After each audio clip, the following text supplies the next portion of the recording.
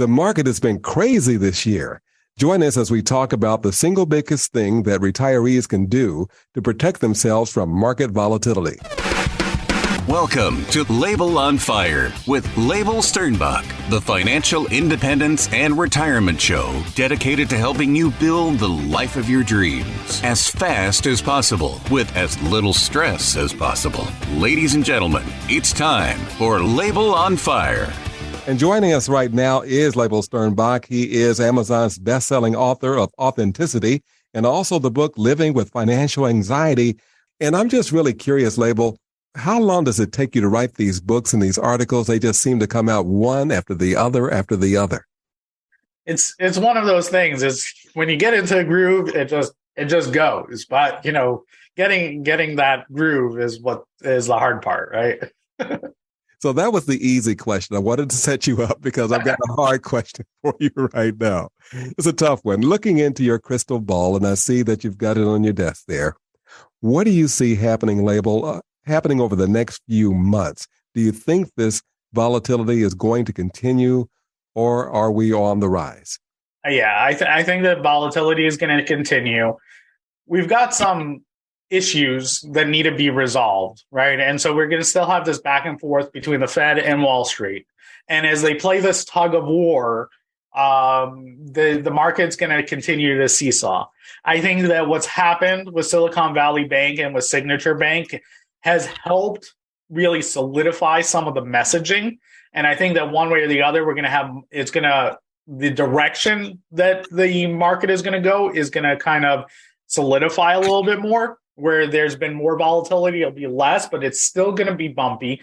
We're still going to have these sudden surprises, right? Whether another bank fails, we still haven't really felt the full fallout of what's happening in the crypto market. I mean, the crypto market went from, almost 3 trillion in value to, almost nothing. So it's really, we haven't seen how that's affected things. But we're still going to feel the impact. And then there's a lot of unknowns in the data, right? There was this article just recently in the Wall Street Journal that was talking about the Fed's trouble in collecting data. And it said that people are not responding to their surveys. And that by time they adjust the information, right, where you got the initial responses to surveys, and then over the next 2 months, they'll get more data and they adjust the numbers. It used to be that the adjustments weren't that big of a difference, but now they're swinging the results wildly because so few people are responding, which means that the data that the Fed is acting on, that people are making decisions about the economy, is fundamentally flawed, which means that the market naturally is going to be volatile because the more uncertainty there is about the future, the more uncertainty there is in the data, the more opportunity there is for people to make money in the market. Because an efficient market where everybody knows the same thing, there isn't really a lot of volatility because there's not really a lot of opportunities. Everyone knows the same thing. And so therefore the price is baked in. But when there's unknowns, that's where there's volatility. So I think that it's here to stay for the next 6 months. I think by the end of the year, we'll have a clearer direction. And when I say clearer direction, I don't think that we're returning to the bull market that we had over the last 14 years, right? Once Wall Street recovered, once we recover from the Great Recession of 2007 to 2009, I think that what happened was we entered into this period of extended upward momentum, right? A historic bull market. I don't think we're going back to that. I think that either the market's going to move sideways for a while. We're going to have ups and downs, but overall it's going to move sideways, or we may actually see a downward trend for a while. Some of the, big analysts are calling for, only 3 to 5% return over the next 10 years. I don't know if it's going to be that terrible, but it's certainly not going to be the same. So if you're a retiree and you were planning on retiring based on, I can get the market's average 9% return, that average might not be experienced in the next 10 years. It probably won't be experienced in the next 10 years. At least not if you have, just a broad-based buy and hold strategy, right? There'll be specific sectors that will outperform, Like, I think tech is not going to outperform because it's been due for a correction and it's definitely going through one right now. But I think, like, defense spending, right? I mean, we got to replenish all of the supplies that we're giving to Ukraine. So that sector is going to be up. There'll be other sectors that'll be up, but it's not going to be the broad economy as a whole. So is this time for people to start taking another look at their portfolio and move things around, rebalance, and to take advantage of the volatility? So I think that now is the time that more than ever that you need to have an income plan in place, right? It's, buying the dip is great when it's just a dip. It doesn't help when it's extended volatility, right? That's just, basically giving yourself losses that you may or may not recover from. In your working years, okay, you can wait 20 years for it to recover. It's called buying the dip, right? It doesn't matter. When you're in retirement and you're taking your money out, that could be getting losses, then locking them in and never recovering.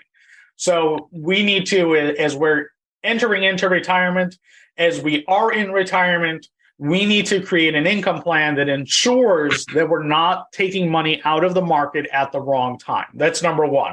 Number two is that we need to make sure that the money that we do have in the market is going to be there when we need it and is going to grow. Because the strategies that we've used up until now, those buy and hold, just putting money in, dollar cost averaging, buying the dip, all of those things, they're probably not going to work over the next 20 years. But not only that, they're not designed for retirement. In retirement, all these things of having to spend money works against those strategies. And so we need to learn a new skill set.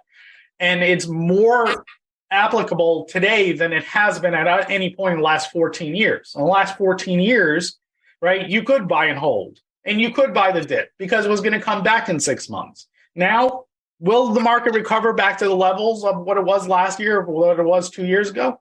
Who knows? I don't know when that's going to happen. It might not happen for another 10 years. So because we don't know, then would I bonds and bank CDs be options, or is that just wishful thinking?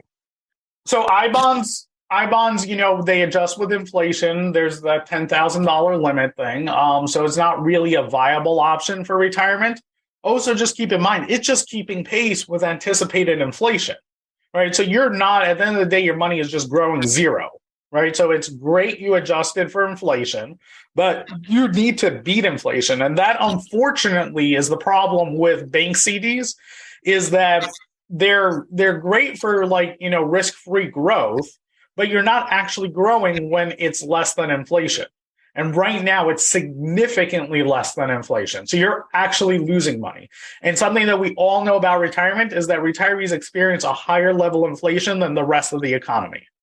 So, when you hear a headline of 6%, 8% inflation, you got to be thinking to yourself that you're probably experiencing 12% inflation because you're over the age of 65, because you have expenses that no one else has, right? And so those are numbers that are not baked into the overall inflation. And that's something that you really need to be concerned about, because the last thing you want, and I remember as a kid, the last time we really experienced, both economic kind of recession and inflation and, interest levels where they are. I remember, as a kid with retirees, we're like, well, I can't pay rent. My Social Security check has been the same level for the last 5 years, but inflation has been growing, at 5-6%. And now my rent is, $1,300 a month. And this was, 30 years ago. My rent is whatever, right? But my Social Security check is still $800.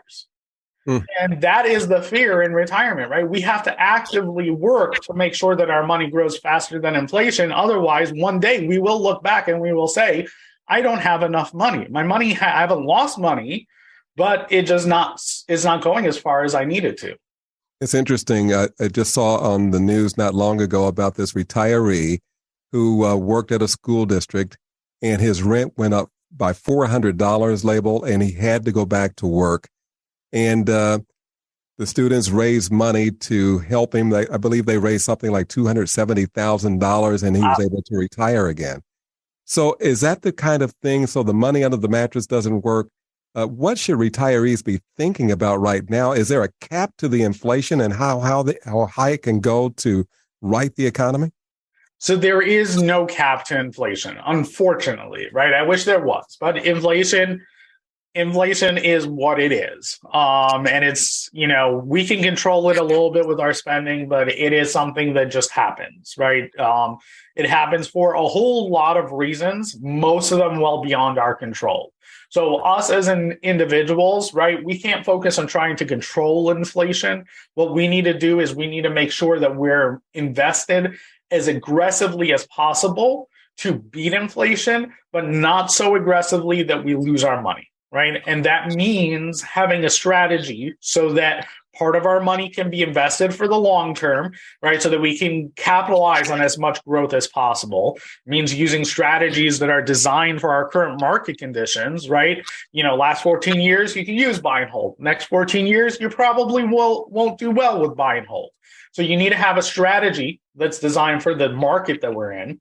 And then you need to have a way to make sure that when you're taking your money out in retirement, right, that you're not compounding those losses, that your paper losses are not turned into real losses like what happened with Silicon Valley Bank, where their paper loss caused them to be shut down, right? So we need to have a strategy to do that. Now, the great thing is that there are so many strategies out there. Well, I shouldn't say so many strategies, but there are strategies that were not available 10 years ago. They weren't even available 5 years ago that make this a lot more possible.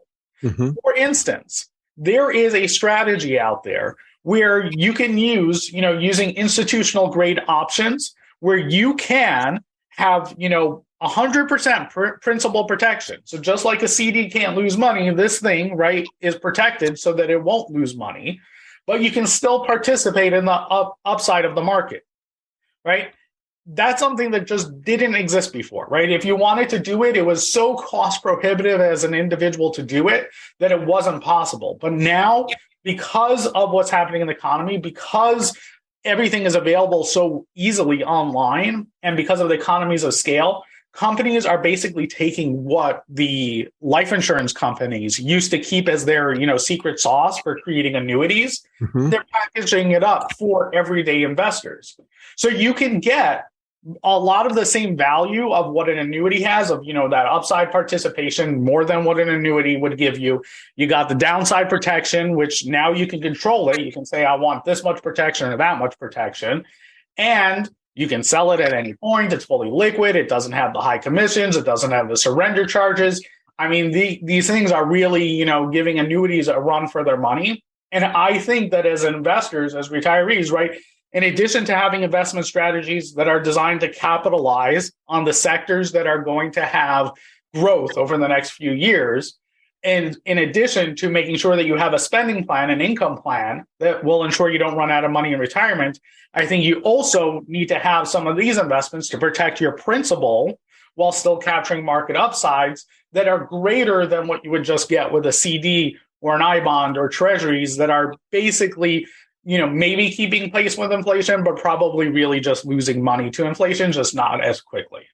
We've only got a minute left or so. So what's the one biggest thing that retirees can do right now, Leibel, to protect themselves from market volatility?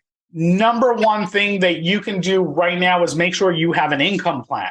Make sure that you have a plan for how you're going to take your money out in retirement so that when you take that money out, you don't lock in those losses.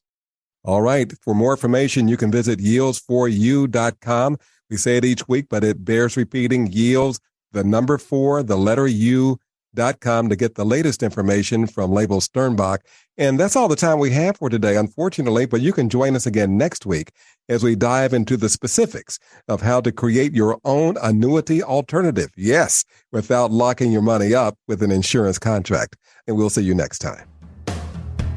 If you would like to see how the Yields for You team can help you get off the Wall Street roller coaster and save you money on taxes so you can live the life of your dreams, book an appointment online at yields4u.com. That's yields4u.com.